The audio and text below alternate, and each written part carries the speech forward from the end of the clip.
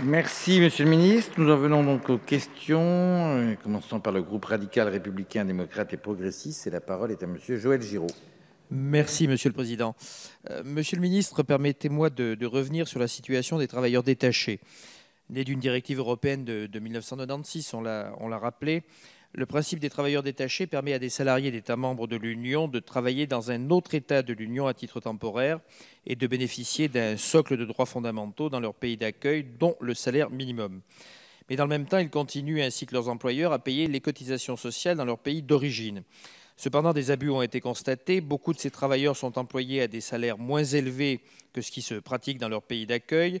Et ces dernières années, leur nombre a augmenté de presque 45% dans l'Union. Ils sont près de 300 000 en France.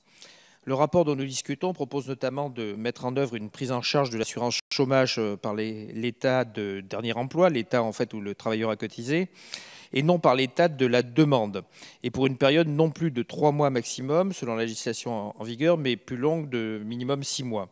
Ce serait en effet plus sécurisant, mais il faut aller plus loin.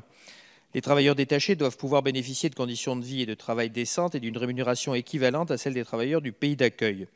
Pour y parvenir, l'Union doit fixer des règles qui pourront être facilement mises en place et compréhensibles pour les travailleurs et pour les employeurs. Une réforme de la directive sur les travailleurs détachés le permettrait et par conséquent les abus seraient limités ainsi que le dumping social. Pourriez-vous à ce sujet nous indiquer, Monsieur le Ministre, quelle est l'avancée précise des négociations sur la révision que vous avez évoquée à l'instant ? Par ailleurs, comme le rappelle Jacques Delors, hormis le fait de veiller à la bonne application de la législation sur le travail, il reste beaucoup à faire pour donner un nouvel élan à l'Europe sociale. Alors que pensez-vous, parmi les propositions qu'il avance, de la création d'une union sociale où il serait possible de jouir des droits sociaux protégés par les États membres, quel que soit son domicile, et ainsi promouvoir la mobilité qui est très importante dans les régions frontalières qui vont aujourd'hui bien au-delà de la simple zone de proximité des frontières, et également ainsi donner du poids à l'Europe sociale. Merci.